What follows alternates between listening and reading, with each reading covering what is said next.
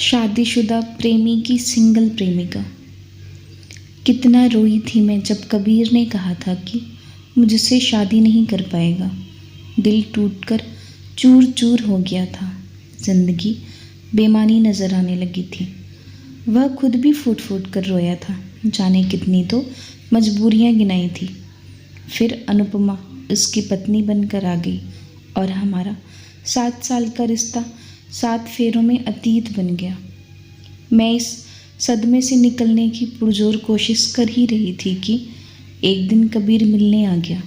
कहा कि मेरे बिन जी नहीं पाएगा और फिर से रोया मेरी गोद में सर रखकर। जाने कितनी कस्में खाई, कितने वादे किए कि अनुपमा के साथ सिर्फ पति बनकर रहेगा। प्रेम तो सिर्फ मुझसे करता है और मैं जो अभी तक उसके चले जाने को पूरी तरह स्वीकार भी ना कर पाई थी, उसके आंसुओं के दरिया के सामने क्या ही टिकती। मूव ऑन करते करते मैं दोबारा उसके प्रेम में बह गई। ये मेरी पहली गलती थी।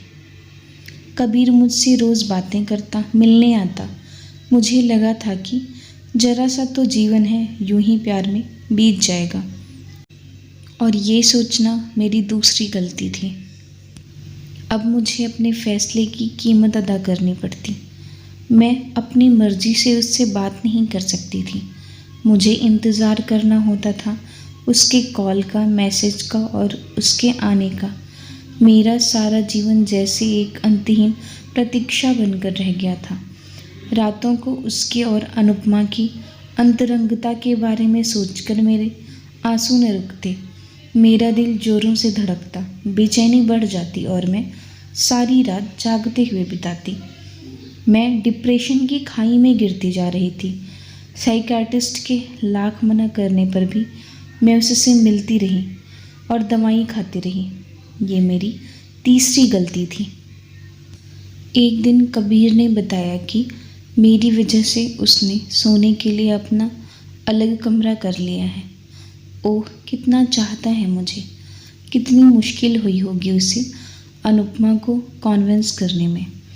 पर मेरे कबीर ने मेरे लिए यह भी किया। मैं उसके प्रेम में पागल ही हो उठी। अब मेरी बेचैनी को राहत मिलने लगी। हम दोनों अब देर रात तक बातें करने लगे थे। लेकिन जब वह मुझसे उखड़ा होता तो पत्नी के साथ के फ़ोटो सोशल मीडिया पर डालता। मेरे मैसेजेस के जवाब नहीं देता। मेरे कॉल इग्नोर कर देता। मैं रोती, गिड़गिड़ाती और अपनी बेबसी पर खुद ही शर्मसार होती। फिर कुछ दिनों बाद जब उसे मेरी देह पर प्रेम उमड़ता, तब वह आता और रोकर माफ़ी मांग लेता। गलत कहते हैं लोग कि आंसू औरतों का हथियार होते हैं। कबीर ने मुझे इन्हीं कमज़ोर हथियारों के बल पर बंधक बनाए रखा। प्यार नाम की बेड़ी मुझे मेरी इच्छा से उसके साथ बांधे रही। सच कहूँ तो उससे अलग होने का सोचकर ही मन बेचैन हो उठता। उन दिनों मैंने अपने दिल को बुरी तरह दिमाग पर हावी होते देखा। मैं खुद के ही खिलाफ खड़ी थी, अपनी ही मदद करने में नाकाम। मैं बावली इसे गहन प्रेम का नाम देती रही। तो क्या यह प्रेम था जो इतनी पीड़ा दे रहा था? नहीं, प्रेम में कहीं ज़्यादा यह कबीर का एडिक्शन था। पिछले हफ्ते मैंने पैनिक अटैक की हालत में उसे फ़ोन करके बुलाया और उसने क्या किया, अपनी मजबूरी का गाना मुझे सुनाते हुए फ़ोन काट दिया। उस दिन मैं मर सकती थी, पागल हो सकती थी, लेकिन उपेक्षा के उस करारे झटके से एक पल में कबीर नाम के भंवर से बाहर निकल गई।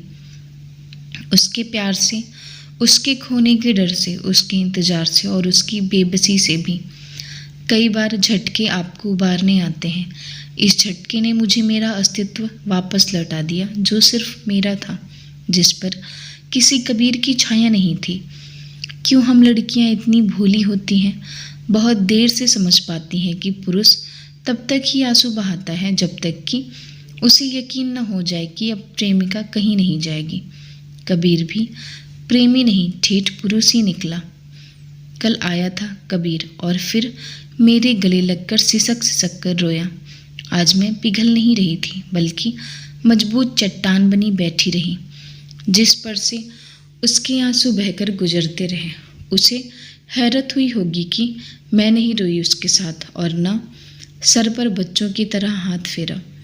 मुझे पता है कि अभी वह रोज़ तब तक रोएगा जब तक मैं पिघल ना जाऊं। उसके बाद वह वही मजबूर प्रेमी बन जाएगा। मैंने अभी उसे मैसेज करके घर आने को कहा है। वह दौड़ा आ रहा है क्योंकि उसे मुझे खोने का डर है। अभी उसकी मजबूरियां कहीं तेल लेने चली गई हैं, लेकिन वह नहीं जानता कि आज का उसका डर सही साबित होने वाला है। मुझे यह संदेह नहीं है कि वह मुझे प्यार नहीं करता होगा, करता ही होगा, तभी तो 2 रिश्ते साध रहा है। पर उसे पत्नी और प्रेमिका दोनों उसकी शर्तों पर चाहिए और मैं उसे अब मेरी ज़िंदगी की शर्तें तय करने की इजाज़त नहीं दूंगी। मैं अब यह भी नहीं जानती हूँ कि अगर मैं उससे अलग हुई तो उसे दिल से ज़्यादा ईगो पर चोट लगेगी। लेकिन आज मैं अपनी सारी गलतियाँ सुधारने वाली हूँ और उसे उस दिन दिए झटके के लिए शुक्रिया कहने के बाद उसे विदा कर उसके लिए दिल का दरवाज़ा हमेशा के लिए बंद कर देने वाली हूँ। हीरामन की तीसरी कसम की तरह मैंने आज एक कसम खाई है। अपने दिल में प्रेम वाली जगह पर कभी किसी शादीशुदा आदमी को नहीं बैठाऊंगी।